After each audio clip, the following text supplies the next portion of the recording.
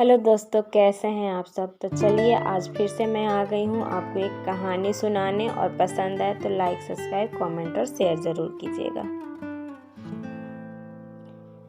आज की कहानी का शीर्षक है मैं बस बहू नहीं बेटी भी हूँ। मैं सिर्फ आपकी पत्नी नहीं, किसी की बेटी भी हूँ। ये बात आप क्यों भूल जाते हैं। जिस तरह आपको माता पिता की चिंता रहती है, मुझे भी अपने माता पिता की फिक्र होती है। हाँ, वे बात अलग है कि आप मर्द हैं तो अपना फर्ज निभा लेते हैं। मैं बस अपनी फिक्र दिखा पाती हूँ। पूनम अपने पति विवेक से बोल रही थी। विवेक बोला, तुम्हारी माँ का चिंता करने के लिए तुम्हारा भाई भी तो है। ये तुम क्यों भूल जाती हो। हर बात पे इतनी जल्दी क्यों परेशान हो जाती हो। तुम्हें पता है माँ बाबूजी को भी अब तुम्हारी हर पल ज़रूरत है, तो उन्हें छोड़कर तुम कैसे जा सकती हो। वो बोली, मैं आपके माता पिता की सेवा में कोई कमी नहीं छोड़ती, पर मेरे बूढ़े माँ बाप का क्या। अगर मेरा भाई उनकी सेवा नहीं कर सकता तो क्या मैं अपने माँ बाप की देखभाल नहीं कर सकती। इतने भी कठोर मत बनिए। भगवान ने आपको भी बेटी दी है, जरा आने वाले समय को सोचिए। और वे वहाँ से चली गई। पूनम के माता पिता बूढ़े हो चले थे और पूनम के दो भाई जो आपस में ही संपत्ति के लेकर बस झगड़ते रहते थे और माता पिता के साथ दुर्व्यवहार करते थे।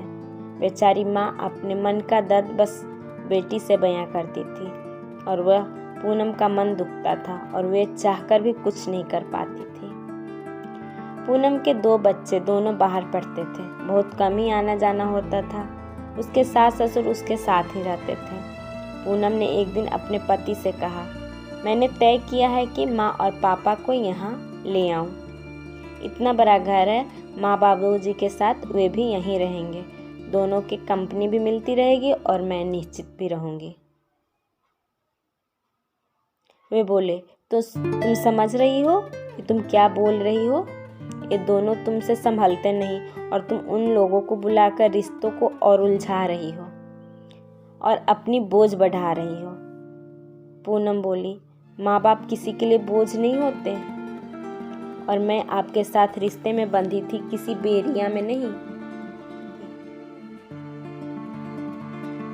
आपके लिए जीऊंगी और अपने हर रिश्तों को छोड़ दूंगी।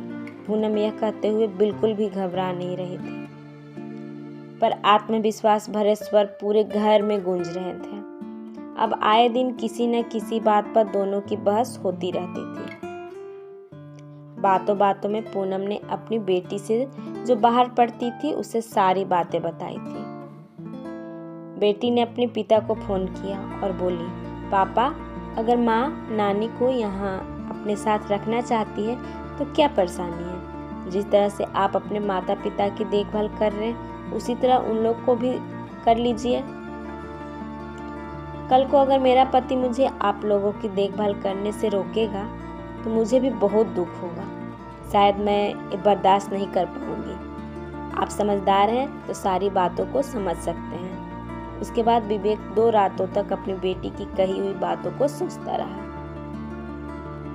जब घर में कुछ बात होती है तो ऐसा नहीं कि बाकी लोगों को इस बातों की जानकारी नहीं होता। जब सभी बातों का पता विवेक के पिता को चला तो उन्होंने कहा, बेटा, अगर कोई चारा ही नहीं है तो इसमें क्या किया जा सकता है। बहू का सारा ध्यान वहीं लगा रहेगा जो स्वाभाविक है, तो क्या वे हमारी या इस घर की और अपनी क्या देखभाल कर पाएगी। विवेक की माँ बोली, हाय हाय, तो क्या अब वे अपनी बेटी के ससुराल में आकर रहेंगी। भगवान ऐसा दिन किसी को न दिखाए। तभी पूनम वहां आई और बोली, माँ जी, मैं जानती हूँ उन रूढ़िवादी नियमों को जहाँ बेटी के माता पिता उसके ससुराल में नहीं रहते, पर ये मेरा ससुराल नहीं, मेरा घर है। ससुराल तो उसे कहते हैं जो गांव में है, जहाँ से मेरी शादी हुई थी। यहाँ तो ये नौकरी करते हैं और घर ले लिया। घर परिवार से बनता है, जो आप लोग हैं। मैं रिश्ते में बंधी थी, किसी बेरिया में नहीं। लोग मेरी खुशियाँ और मेरी भावनाओं का भी मापदंड लगाएं। भगवान ने आपको अच्छा बेटा दिया है, तभी आप ये बोल पा रही हैं। मेरी माँ को भी ईश्वर ने 2 बेटे दिए हैं, परंतु वे तो माँ का दूध का कर्ज भी नहीं निभा पाए। इतना बोलकर वे रोने लगे। सभी बैठकर बात विमर्श किया और ये समाधान निकाला कि पूनम के घर के सामने वाला फ्लैट उनके माता पिता के लिए लिया जाएगा, ताकि पूनम दोनों परिवारों को देखभाल एक साथ करेगी और संबंध में एक दूरी और समान रूपी प्यार भी बना रहेगा। बेटी के माता पिता अपनी बेटी के घर जल्दी रहना नहीं चाहते। बड़ी मुश्किल से माता पिता को मनाकर पूनम अपने शहर में लेकर आई। पिता का पेंशन मिलता था तो वे किसी पर निर्भर नहीं थे, परंतु मन में दुख को किसी से बयान नहीं कर पाते थे। समाज के रूढ़िवादी बेरियों को तोड़कर एक पिता अपनी बेटी के पास रहने आए तो बेटी ने खुले दिल से उनका स्वागत किया और अपनी बेटी होने का फर्ज निभाया।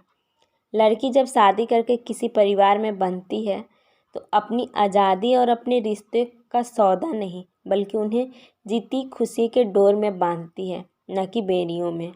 उनकी मन की भावनाओं को भी समझें और अपने माता पिता के जैसे ही अपनी पत्नी के माता पिता को भी समझें।